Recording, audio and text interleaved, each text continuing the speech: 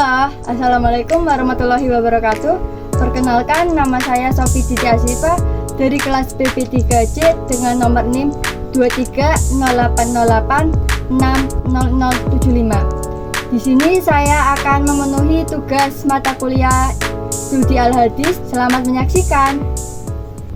Yang pertama, hadis tentang kewajiban pendidik. An Utsman bin Affan radhiyallahu anhu qala Rasulullah sallallahu alaihi wasallam, khairukum man ta'allamal Qur'an wa 'allamahu. Yang artinya, dari Utsman bin Affan radhiyallahu anhu, Rasulullah sallallahu alaihi wasallam bersabda, sebaik-baik kalian adalah yang mempelajari Al-Qur'an dan mengajarkannya. Hadis riwayat Al-Bukhari. Penjelasan dari hadis ini yaitu, dalam hadis ini Nabi Muhammad Shallallahu Alaihi Wasallam memberitahu kita bahwa umat Islam adalah yang terbaik, tertinggi dalam penyebutannya, dan tertinggi derajatnya di sisi Tuhan. Barang siapa yang mempelajari Al-Quran, zikir, hafalan, dan tajwid, serta mempelajarinya dalam jurisprudensi dan penafsiran, ia menjadi ulama mengenai makna-maknanya, menjadi ahli hukum dalam mengambil keputusan, dan mengajari orang lain apa yang ia memiliki tentang ilmu Al-Quran saat mengerjakannya. Bukan bukti baginya. Orang-orang terbaik adalah mereka yang menggabungkan kedua gambaran ini. Barang siapa mempelajari Al-Quran dan mengajarkan Al-Quran. Hadis Rasul tersebut membuktikan bahwa begitu tingginya kedudukan bagi orang yang mempunyai ilmu pengetahuan seperti guru yang profesional yang telah memenuhi syarat-syarat yang telah ditentukan. Dengan kemampuan yang ada pada manusia, terlahir teori-teori untuk kebaikan umat manusia yang hidup di permukaan bumi dan bahkan kehidupan untuk alam sesudah hidup di dunia ini. Kemudian ada status hadis. Hadis ini diriwayatkan oleh Tirmidzi dari Utsman bin Affan yang dianggap sahih karena memenuhi kriteria utama yang ditetapkan oleh para ulama hadis. Kemudian ada nilai yang terkandung. Nilai yang terkandung dalam hadis ini adalah pentingnya mempelajari dan mengajarkan Al-Quran. Hadis ini mengajarkan bahwa orang yang terbaik di antara umat Islam adalah mereka yang belajar Al-Quran dan menyebarkan ilmu serta nilai-nilai yang ada di dalamnya kepada orang lain. Hal ini menunjukkan betapa pentingnya memahami wahyu Allah dan berusaha untuk mengamalkan serta mendakwahkan ajaran Al-Quran kepada sesama demi kebaikan umat. Hadis yang kedua yaitu hadis tentang pentingnya menguasai ilmu pengetahuan. Man arodat dunya fa'alaihi bi ilmi wa man aroda akhirati fa'alaihi bil ilmi wa man aradahuma fa'alaihi bil ilmi. Yang artinya, barang siapa yang hendak menginginkan dunia, maka hendaklah ia menguasai ilmu. Barang siapa menginginkan akhirat, hendaklah ia menguasai ilmu. Dan barang siapa yang menginginkan keduanya, dunia dan akhirat, hendaklah ia menguasai ilmu. Hadis riwayat Ahmad. Penjelasan dari hadis ini yaitu mengajarkan bahwa ilmu adalah kunci untuk meraih keberhasilan baik di dunia maupun di akhirat. Orang yang menginginkan kesuksesan di dunia harus menguasai ilmu, karena ilmu memberikan pengetahuan dan keterampilan untuk mengatasi tantangan hidup. Begitu pula orang yang ingin meraih kebahagiaan di akhirat harus menguasai ilmu agama agar dapat menjalani hidup sesuai dengan petunjuk Allah. Bahkan bagi mereka yang ingin mendapatkan kedua-duanya, keberhasilan dunia dan akhirat, ilmu menjadi sarana utama. Dengan demikian, ilmu menjadi dasar bagi pencapaian tujuan hidup yang seimbang dan berkah. Selanjutnya ada status hadis. Hadis ini termasuk dalam kategori dhaif atau lemah karena terdapat kelemahan pada sanadnya, yaitu adanya perawi yang diragukan kredibilitasnya. Selanjutnya ada nilai yang terkandung. Yang pertama, orang yang menginginkan dunia dan akhirat maka dia harus menguasai ilmu. Yang kedua, terus belajar agar semakin banyak ilmu, maka semakin mulia derajat dan hidup kita, baik di hadapan Allah Subhanahu wa Ta'ala maupun di hadapan manusia. Hadis yang ketiga yaitu hadis tentang penciptaan alam. Khalaqallahu azza wa jalla turbata yaumas sabti wa khalaqa fihal jibala yaumal ahad wa khalaqas sajara yaumal ithnaini wa khalaqal makaruha yaumas salasai wa khalaqan nur yaumal arabi'i wa basa fiha dawabba yaumal khamisi wa khalaqa Adama alaihi salamu ba'dal asri min yaumil jumu'ah fi akhiril khalqi fi akhiri sa'ati min sa'atil jumu'ah fiha bainal asyri ilal lail, yang artinya Allah Azza wa Jalla menciptakan tanah pada hari Sabtu,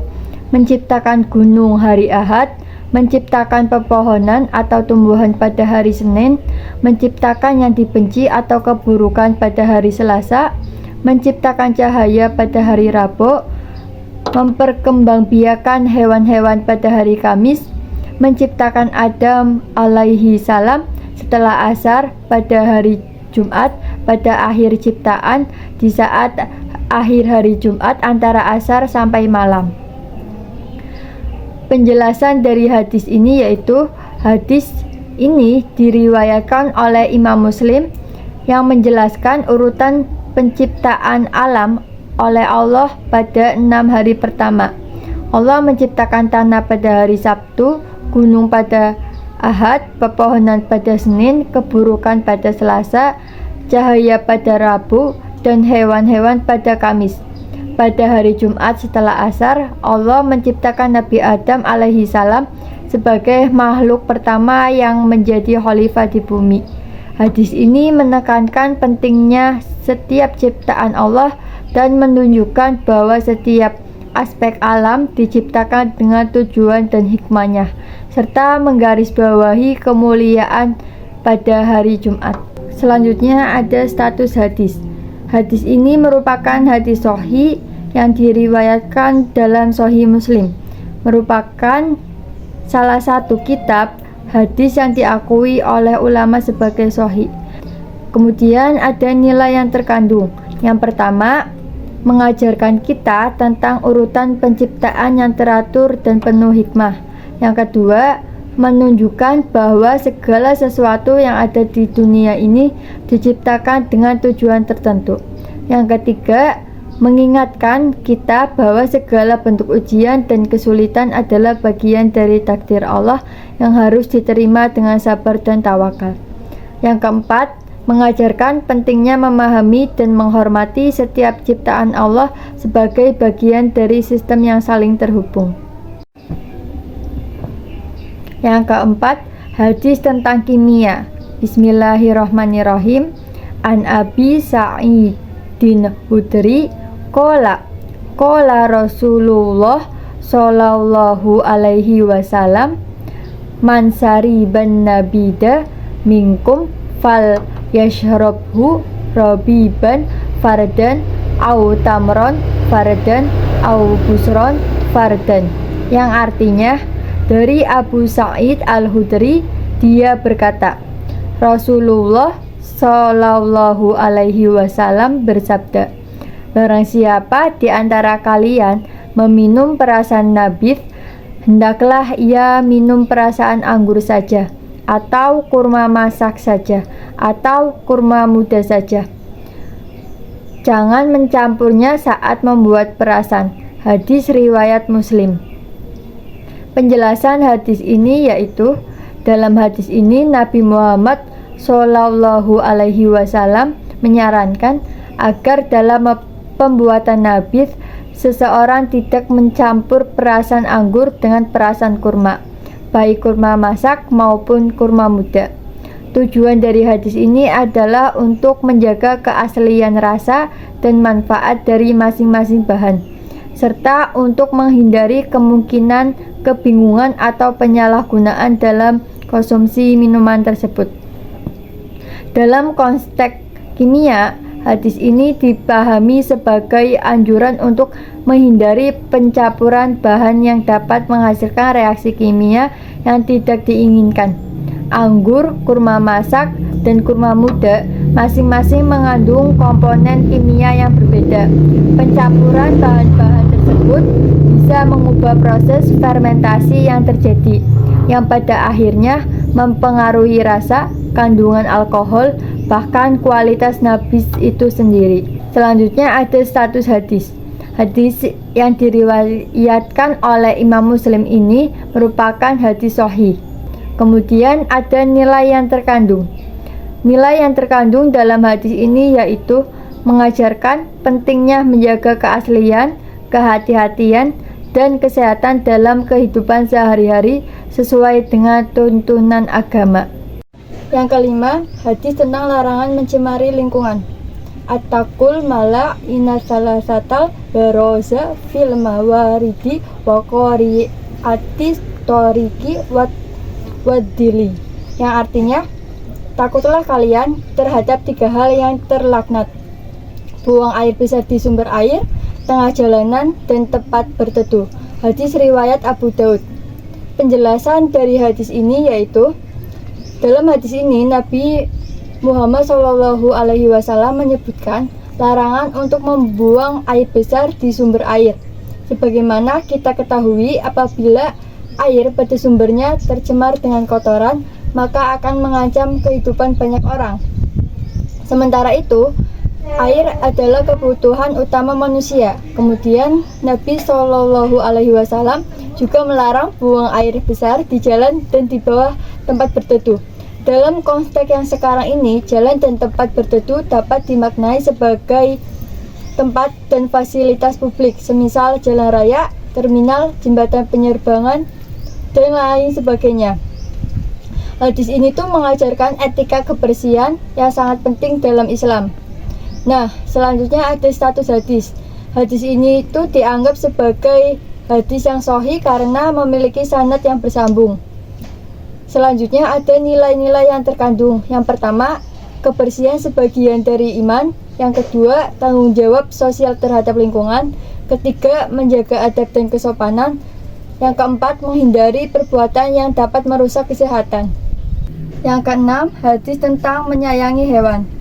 Attaqullaha fi hadhil bahaimil mu'jamati farkabu ha solihatan wa kulu ha solihatan, yang artinya, bertakwalah kalian kepada Allah pada binatang-binatang ternak yang tak bisa berbicara ini. Tunggangilah ia dengan baik-baik, makanlah pula dengan cara yang baik. Hadis riwayat Abu Daud. Penjelasan hadis. Hadis yang diriwayatkan oleh Abu Daud ini mengajarkan umat Islam untuk memperlakukan binatang ternak dengan penuh kasih sayang dan tanggung jawab. Dalam hadis ini, umat Islam diingatkan untuk bertakwa kepada Allah dengan tidak menyiksa hewan yang tidak bisa berbicara, baik dalam hal menungganginya maupun pemanfaatannya.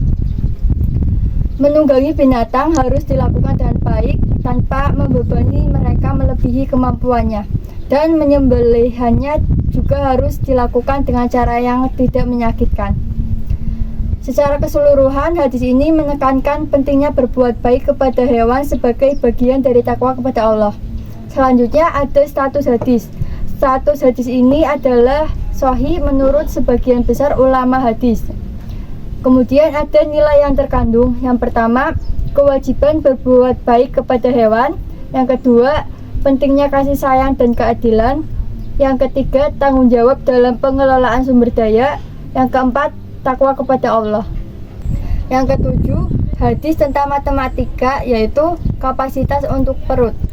Mala'a adamiyun wi'a ansaro mim batnin hasbul'a dasiyi luqauma tunyukina sulbahu fa'in holabat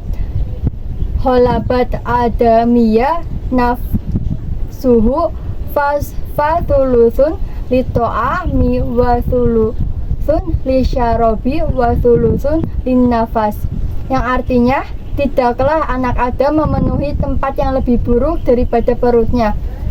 Ukuran bagi perut anak Adam adalah beberapa suapan yang hanya dapat menegakkan tulang punggungnya. Jika hawa nafsunya menguasai dirinya, maka sepertiganya untuk makanan, sepertiganya untuk minuman, dan sepertiganya untuk bernafas. Hadis riwayat Ibnu Majah. Penjelasan dari hadis ini yaitu, hadis ini mengajarkan tentang pentingnya menjaga pola makan dan mengontrol nafsu makan. Rasulullah Shallallahu Alaihi Wasallam menegaskan bahwa perut manusia adalah tempat yang paling buruk jika diisi dengan berlebihan. Sebagai ukurannya bijak, perut seharusnya hanya diisi dengan 3 bagian, sepertiga untuk makanan, sepertiga untuk minuman, dan sepertiga sisanya untuk udara atau pernapasan. Ini mencerminkan prinsip keseimbangan dalam hidup, di mana manusia disarankan untuk tidak berlebihan dalam makan dan minum, serta pentingnya menjaga kesehatan tubuh dengan memberikan ruang bagi pernapasan yang cukup. Adapun jika kita melihat hadis ini secara matematik, maka akan diperoleh operasi hitung penjumlahan sepertiga makanan plus sepertiga minuman plus sepertiga untuk bernafas, yaitu sama dengan 1 atau kapasitas perut. Hal ini dikarenakan porsi makanan, minuman, dan untuk bernafas masing-masing memiliki sepertiga bagian dari kapasitas perut. Dengan demikian, terlihat jelas bahwa Nabi Shallallahu Alaihi Wasallam selain menyampaikan terkait tidak berlebihan dalam urusan makan, juga melakukan operasi hitung pecahan matematika secara tidak langsung. Selanjutnya ada status hadis. Hadis ini memiliki status doif atau lemah. Kemudian ada nilai yang terkandung. Yang pertama, mengajarkan agar tidak berlebihan dalam memenuhi kebutuhan perut. Yang kedua, mengendalikan hawa nafsu. Yang ketiga, mengatur pola makan yang sehat. Yang kedelapan, hadis tentang menanam pohon. An Anas bin Malikin radhiyallahu anhu qala Rasulullah sallallahu alaihi wasallam ma min muslimin yahrisu horsan aw yasra'u zar'an fayaqulu minhu tairun aw insa nun aw bahi matun illa kana lahu bihi shadaqah, yang artinya dari Anas bin Malik radhiyallahu anhu berkata, Rasulullah Shallallahu Alaihi Wasallam bersabda, tak seorang muslim pun yang menanam pohon atau menabur benih tanaman, lalu setelah itu ia tumbuh dimakan oleh burung, manusia atau hewan lainnya, kecuali akan menjadi sedekah baginya. Hadis riwayat Al-Bukhari. Penjelasan hadis ini yaitu menggambarkan bagaimana Allah Subhanahu wa Ta'ala memberi pahala untuk setiap kebaikan yang dilakukan, bahkan yang tampaknya sederhana seperti menanam pohon. Meskipun seseorang mungkin tidak langsung memperoleh manfaat dari pohon atau tanaman yang ia tanam, manfaat yang diterima oleh makhluk lain seperti manusia atau hewan akan dihitung sebagai amal jariah atau sedekah yang terus mengalir pahalanya. Ini menunjukkan betapa besar nilai amal baik dalam Islam, termasuk perbuatan yang bermanfaat untuk lingkungan dan makhluk hidup lainnya. Selanjutnya ada status hadis. Hadis yang diriwayatkan oleh Anas bin Malik ini termasuk dalam Sahih Al-Bukhari karena memenuhi syarat-syarat keabsahan hadis yang ketat. Kemudian ada nilai yang terkandung. Yang pertama, kepedulian terhadap pohon. Yang kedua, amal jariah. Yang ketiga, berbagi manfaat dengan sesama makhluk hidup.